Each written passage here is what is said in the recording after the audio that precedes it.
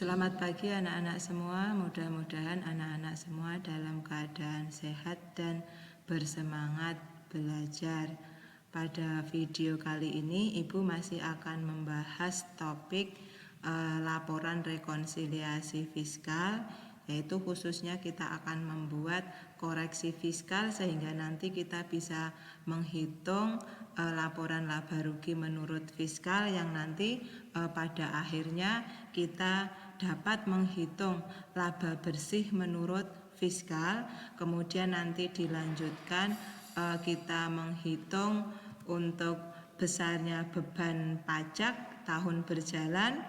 Kemudian kita akan identifikasi jumlah kredit pajak tahun berjalan, kredit pajak atau pajak yang sudah dibayarkan selama tahun berjalan.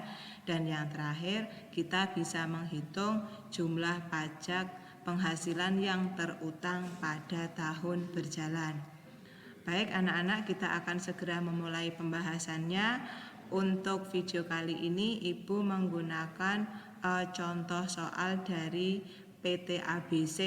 Nah, contoh soal ini Ibu ambil contohnya dari blog Guru Akuntansi dengan sedikit catatan, ya, ada beberapa catatan yang nanti akan Ibu tambahkan.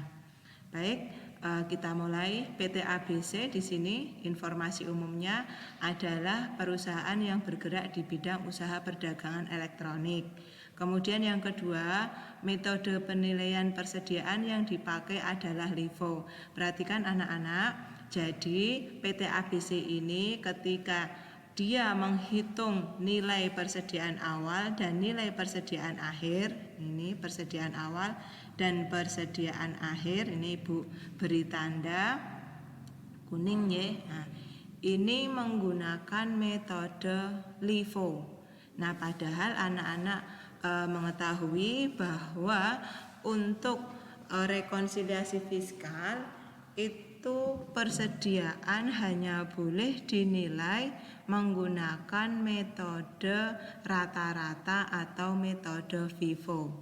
Artinya apa? Berarti nanti kita harus membuat rekonsiliasi untuk nilai persediaan awal dan persediaan akhir menurut metode rata-rata atau metode FIFO. Nah, kebetulan di soal ini kita diberi datanya. Ini perhatikan di poin nomor 1 nilai persediaannya kita diberi data yang menurut FIFO. Jadi ini nanti nilai ini yang akan kita masukkan ke dalam laporan laba rugi fiskal. Kemudian yang berikutnya di informasi umum, metode penyusutan aset tetap yang digunakan adalah metode garis lurus tanpa residu.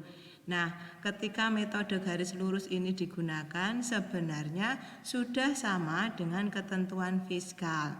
Hanya saja ini kalimatnya kita lanjutkan. Aset tetap terdiri dari mesin senilai 100 juta dan peralatan kantor 10 juta. Umur ekonomis mesin diasumsikan 10 tahun dan peralatan kantor 5 tahun. Nah, ini nanti yang perlu dilakukan koreksi fiskal. Karena untuk umur ekonomis mesin ini kalau kita lihat di tabel aset tetap yang di pertemuan lalu sudah Ibu berikan. Nah, ini di tabel ini ya.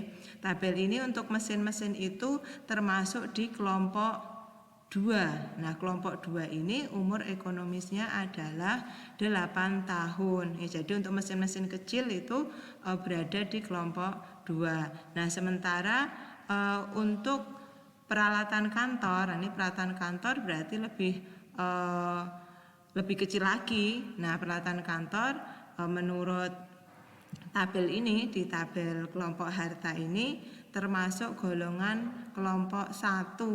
Masa manfaatnya adalah 4 tahun.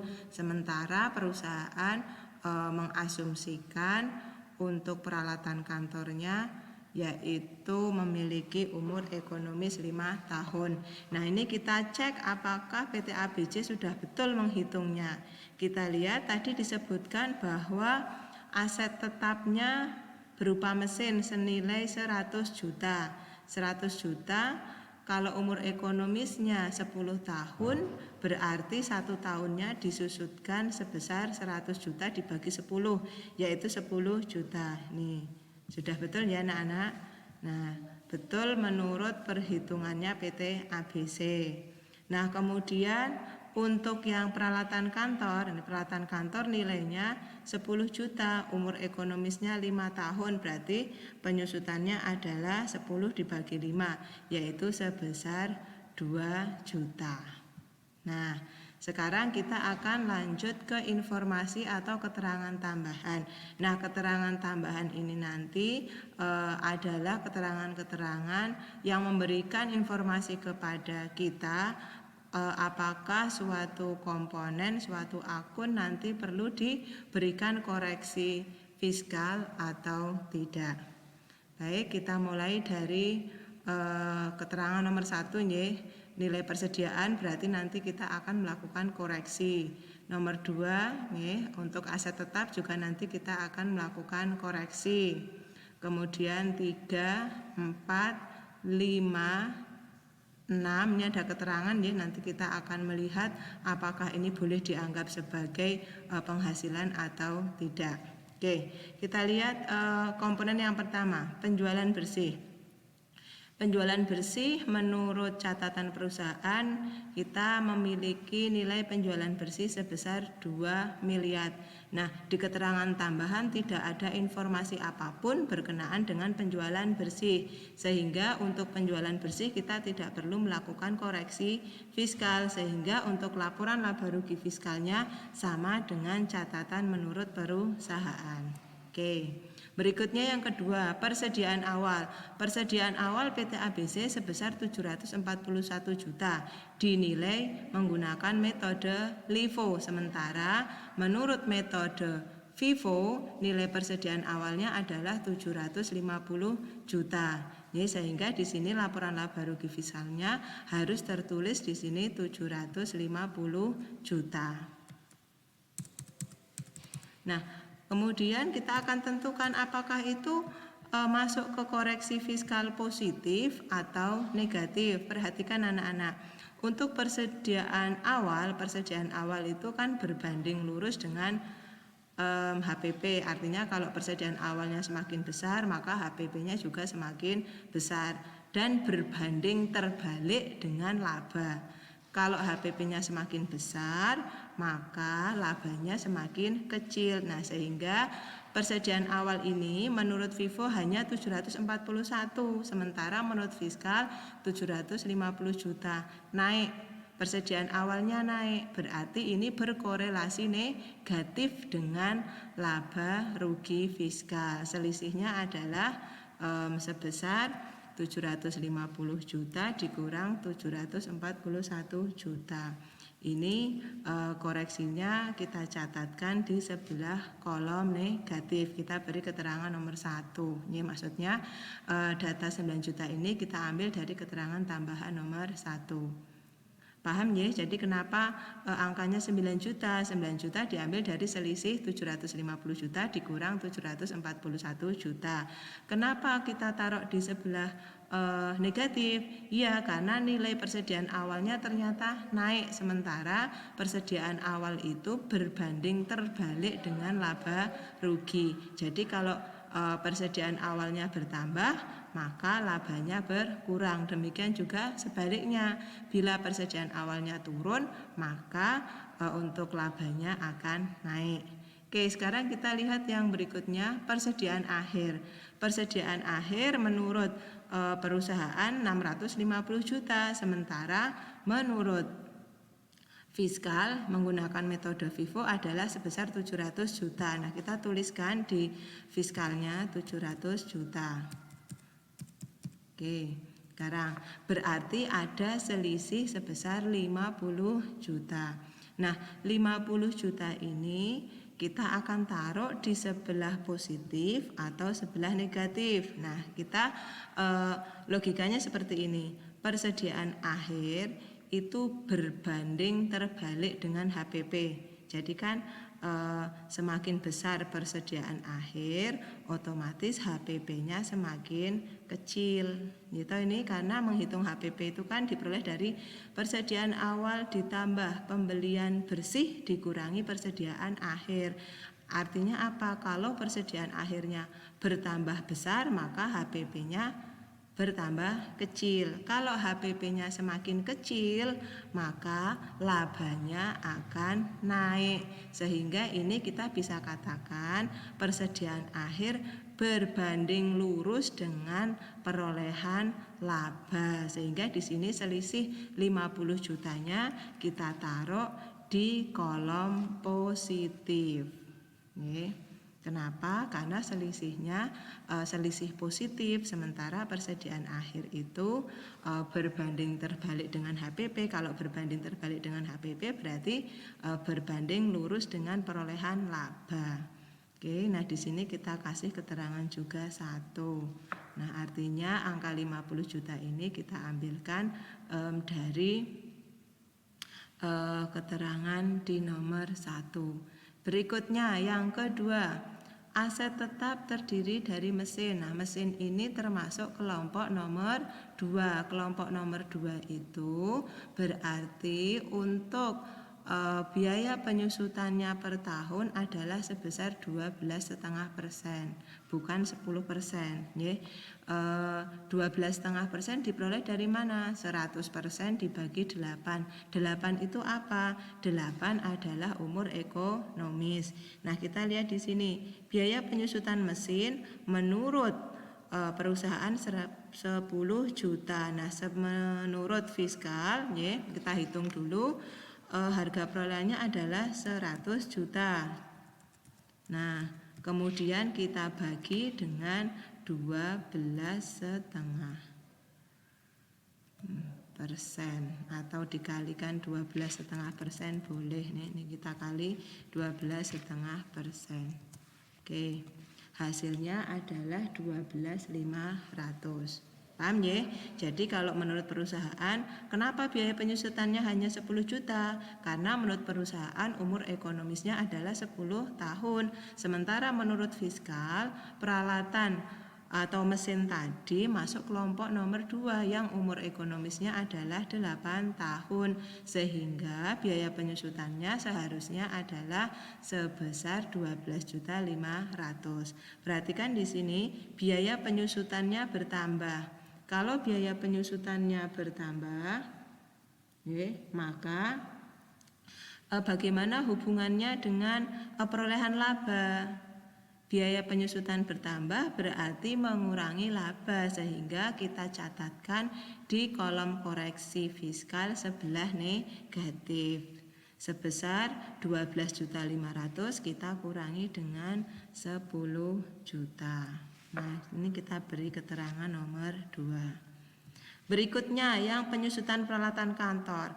Penyusutan peralatan kantor menurut perusahaan sebesar 2 juta, yaitu diperoleh dari 10 juta dibagi 5 tahun. Padahal menurut fiskal untuk peralatan kantor hanya memiliki umur ekonomis 4 tahun atau biaya penyusutannya per tahun adalah 25%. Sehingga menurut fiskal seharusnya biaya penyusutannya adalah 10 juta kita kalikan dengan 25% atau dibagi 4 sama. Nah, ini menurut fiskal 2.500.000, sementara menurut perusahaan hanya 2 juta. Biayanya bertambah. Biaya bertambah berarti masuk ke kolom koreksi fiskal yang negatif sebesar 2.500.000 kita kurangkan dengan 2 juta. Nah, kita beri lagi tambahan nomor 2. Oke, sekarang kita masuk ke kolom atau ke informasi tambahan yang ketiga. Informasi tambahan ketiga, di dalam biaya listrik 10%-nya digunakan untuk rumah direktur. Perhatikan, biaya listrik atau biaya apapun itu yang diizinkan menurut fiskal adalah biaya-biaya yang berkaitan langsung dengan usaha perusahaan. Jadi kalau untuk keperluan pribadi, entah itu direktur maupun karyawan, harus dikeluarkan dari laporan laba rugi fiskal. Kita lihat biaya listrik dan teleponnya adalah 54.660, harus dikurangi 10%-nya. Mengurangi biaya berarti menambah laba kena pajak, sehingga nanti kita masukkan ke kolom koreksi fiskal yang positif. Di sini kita masukkan di positif sebesar berapa? 10%-nya. Jadi 54.660 kita kalikan 10%. Oke. Nah, ini kita beri keterangan nomor 3. Sehingga berapa besarnya biaya listrik menurut fiskal? Sebesar 54.660 kita kurangi 5.466. Ya, sehingga biaya listrik dan telepon yang boleh diakui dalam laporan fiskal hanya 49 juta. Baik, lanjut di keterangan nomor 4. Di keterangan nomor 4, dalam biaya perjalanan dinas terdapat fiskal luar negeri sebanyak 10 juta. Nah, fiskal ini sebenarnya pajak juga, sehingga ini harus dikeluarkan dari biaya perjalanan dinas. Tapi nanti kita anggap bahwa fiskal tadi akan mengurangi pajak yang terutang. Artinya begini anak-anak, karena di dalam biaya perjalanan dinas itu sudah ada fiskal, padahal fiskal itu kan pajak juga, dan fiskal ini nanti akan kita kreditkan. Jadi nanti kita perlakukan fiskal yang 10 juta ini sebagai biaya pajak yang sudah dibayarkan atau yang dikreditkan selama tahun 2010. Nah, di sini biaya perjalanan dinasnya kita kurangi. Biaya perjalanan dinas berkurang berarti kita taruh di kolom positif. Kita beri keterangan nomor 4, positif 10 juta. Oke. Berikutnya nomor 5. Dalam biaya lain-lain terdapat sumbangan panti asuhan 9 juta. Ingat, untuk biaya sumbangan yang diizinkan dalam fiskal hanya sumbangan untuk bencana yang ditetapkan sebagai bencana nasional oleh pemerintah. Jadi apapun bentuk sumbangannya, jika sumbangan itu tidak diperuntukkan untuk membantu penanggulangan bencana nasional yang sudah ditetapkan oleh pemerintah, maka tidak boleh dianggap sebagai biaya. Jadi di biaya sumbangan ini termasuk di biaya lain-lain. Nah, kita lihat biaya lain-lain. Nah, ini di biaya lain-lain ini harus kita kurangi dengan 9 juta. Biaya berkurang berarti ada di koreksi fiskal positif 9 juta. Nah, kebanyakan 01 nih. Oke. Ini kita beri keterangan nomor 5. Nah, sehingga berapa besarnya biaya lain-lain yang diakui fiskal? 123 juta kita kurangi dengan 9 juta. Oke, 114 juta. Berikutnya lagi, nih, penghasilan dividen diperoleh dari pemilikan saham. Nah, kita lihat dividen. Nah, di sini ternyata kita itu kenapa memperoleh dividen? Karena kita memiliki saham di mana? Di PT BCA. Berapa persentase saham kita di PT BCA? Persentase saham kita di PT BCA adalah sebesar 20%. Nah, ketika pemilikannya 20%, apakah penghasilan dividen tadi boleh dianggap sebagai biaya? Boleh. Yang tidak boleh dimasukkan dalam komponen biaya adalah bila mana pemilikan kita 25% atau lebih. Nah, ini sehingga di sini untuk yang penghasilan bunga deposito tidak perlu kita lakukan rekonsiliasi fiskal.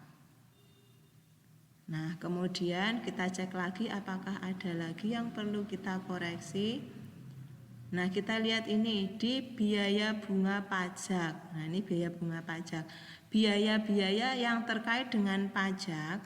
Nah, ini biaya bunga pajak ini kalau kita baca dari nama rekeningnya biaya bunga pajak, ini berarti kita itu masih punya utang pajak di tahun yang lalu. Kemudian karena ini belum dibayar, maka memunculkan biaya bunga atas pajak. Nah, biaya bunga atas pajak ini tidak boleh dimasukkan sebagai komponen biaya. Sama juga nanti bila anak-anak menemui ada biaya denda pajak, misalnya karena terlambat kemudian belum membayar denda, maka biaya denda pembayaran pajak ini juga tidak boleh dimasukkan sebagai komponen biaya. Nah, sehingga biaya bunga pajak ini harus dikoreksi. Karena biayanya dihilangkan, maka kita catatkan di koreksi fiskal positif sebanyak 41.500.000. Oke, sehingga untuk di laporan laba rugi fiskalnya untuk biaya bunga pajaknya menjadi 0. Nah, untuk keterangan tambahnya sudah, sekarang kita lihat dari atas. Pembeliannya berarti masih sama, ajek. Kita lihat kemudian karena tidak ada keterangan, retur pembelian, potongan pembelian juga masih sama. Nah, tinggal ini untuk barang siap jualnya harus kita hitung ulang. Barang siap jual itu diperoleh dari persediaan awal ditambah pembelian dikurangi retur pembelian dikurangi potongan pembelian. Masih salah nih. Sama dengannya 2. Oke, atau kita lihat dulu pembelian bersih. Pembelian bersih itu diperoleh dari persediaan awal ditambah pembelian dikurangi dengan retur pembelian dikurangi dengan potongan pembelian. Oke, pembelian bersihnya menjadi berapa ini anak-anak? 1152. Itu barang siap jualnya. Oke, pembelian bersih kita hitung ulang lagi. Nah, Ibu tadi salah ngeklik ya. Pembelian bersih itu ya pembelian ini ya dikurangi retur dan potongan, maaf, sama dengan pembelian dikurangi retur dikurangi potongan. Oke, 402.225. Nah, pembelian bersihnya acek ya. Kemudian barang siap jual, barang siap jualnya nanti yang akan menghasilkan angka yang berbeda. Barang siap jual diperoleh dari persediaan awal ditambah pembelian bersih. Nih, karena tadi persediaan awalnya berubah sehingga untuk barang siap jualnya juga berubah. Persediaan akhirnya juga berubah. Kemudian HPP.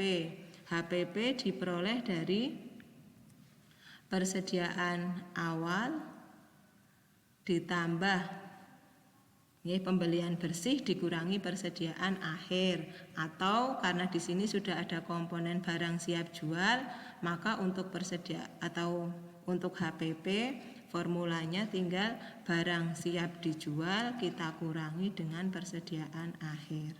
Jadi nilai harga pokoknya 452.225. Diperoleh dari mana? Dari BTUD, barang tersedia untuk dijual, dikurangi dengan persediaan akhir. Sehingga laba kotornya kita hitung dari penjualan bersih kita kurangi dengan HPP. Nah, sehingga laba kotornya adalah 1.547.775.000 rupiah diperoleh dari penjualan bersih kita kurangkan dengan HPP. Oke, untuk gaji honor dan tunjangannya sama. Oke, kita ke bawah lagi. Nah, total biaya administrasi dan umum kita jumlahkan. Ini biaya administrasi dan umum. Ini sampai dengan biaya lain-lain ya. sebesar 545.364. Oke, jadi kebetulan di PT ABC ini biayanya dikelompokkan menjadi dua, biaya administrasi umum dan biaya penjualan. Oke, sekarang kita lihat untuk biaya perjalanan dinas. Ya, biaya perjalanan dinas tadi belum dihitung ya. Biaya perjalanan dinasnya berarti menjadi 83, kita kurangi 10 juta. Jadi 73 juta. Biaya iklan dan promosinya ajak. Kemudian total biaya penjualannya kita jumlahkan ya. Biaya iklan dan promosi dengan biaya perjalanan dinas. Ini berarti perjalanan dinas kita tambahkan dengan biaya iklan promosi, jumlahnya menjadi 93 juta. Kemudian untuk penghasilan bunga deposito, oh ya tadi lupa. Untuk penghasilan bunga deposito, perhatikan bunga deposito penghasilannya adalah termasuk kelompok penghasilan yang sudah dikenai PPh final. Artinya apa? Di dalam penghasilan ini sudah ada pajaknya, jadi nanti tidak perlu dipajaki lagi. Sehingga di sini penghasilan bunga deposito harus dikeluarkan dari laporan laba rugi fiskal. Penghasilan dikurangi maka masuk ke kolom yang negatif 10 juta. Nah, mengurangi. Sehingga di sini untuk penghasilan bunga depositonya menjadi 0 rupiah. Alasannya adalah penghasilan bunga deposito sudah dikenai PPh final, jadi harus dikeluarkan supaya tidak terkena pajak double. Nah, kemudian untuk yang penghasilan dividen, nah ini penghasilan dividen tadi kita boleh mengakuinya sebagai penghasilan sehingga di laporan laba rugi fiskal angkanya menjadi ajeb. Oke, sekarang kita hitung total penghasilan lainnya, berarti sama nggih 163 juta. Oke, 163 juta 800. Sekarang kita akan menghitung besarnya laba bersih. Laba bersihnya berarti diperoleh dari laba kotor dikurangi dengan biaya administrasi dan umum, kemudian kita kurangi lagi dengan biaya penjualan, kemudian kita tambahkan dengan penghasilan lainnya. Karena tadi penghasilan dan biaya lainnya menghasilkan angka yang positif. Nah, sehingga untuk laba bersih atau laba kena pajaknya menjadi 1.073.211.000 rupiah. Nah, kemudian kita lanjutkan, kita akan menghitung berarti berapa besarnya beban pajak tahun 2010. Besarnya beban pajak tahun 2010 ini kita gunakan tarifnya 28%, tapi kita kalikan setengah atau kita dapat fasilitas pengurangan sebesar 50%. Kenapa? Karena peredaran brutonya ini perhatikan di sini omsetnya itu hanya 2 miliar kurang dari 4,8, sehingga masih dapat fasilitas pengurangan 50%, sehingga persentase pajaknya tidak lagi 28% tapi hanya 28% kali setengah atau hanya 14%. Kemudian kita kalikan dengan laba kena pajaknya yaitu sebesar 1.073 juta. Nah, ini kita kalikan 1.073.211.000 kita kalikan dengan 28%, kita kalikan lagi dengan 0,5. Hasilnya adalah 150.249.540. Kemudian di sini kita menghitung jumlah kredit pajak tahun 2010. Di informasi tambahan tadi disebutkan bahwa selama tahun 2010 kita itu sudah pernah membayar pajak. Nih nggih, pasal 22-nya 5 juta, kita tambahkan saja 5 juta. Kemudian ada lagi PPh pasal 23 10 juta. Kemudian tambah lagi dengan PPh pasal 25 15 juta. Dan ada lagi tadi satu yaitu di komponen biaya perjalanan dinas tadi kita sudah ada membayar untuk pajak atau fiskal luar negeri. Nah, ini kita kreditkan di sini 10 juta. Oke. Nah, sehingga jumlah kredit pajak tahun 2010 adalah 40 juta. Diperoleh dari pajak yang telah dibayar selama tahun 2010, yaitu untuk PPh pasal 22, 23, 22 atas pembelian barang, 23 atas pembelian jasa. PPh pasal 25 ini berarti pajak angsurannya yang per bulan itu dicicil nggih, ada 15 juta, ditambah tadi ada fiskal luar negeri sebanyak 10 juta. Sehingga kita akan menghitung yang terakhir jumlah pajak penghasilan yang terutang berapa. Nah, ini dihitung dari beban pajak dikurangi dengan jumlah kredit pajak. Nah, ini sehingga untuk tahun 2010 PT ABC memiliki pajak penghasilan terutang sebesar 110.249.540 rupiah. Ya, demikian penjelasan dari Ibu. Mudah-mudahan anak-anak dapat memahami dan dapat mempelajarinya di rumah. Selamat belajar.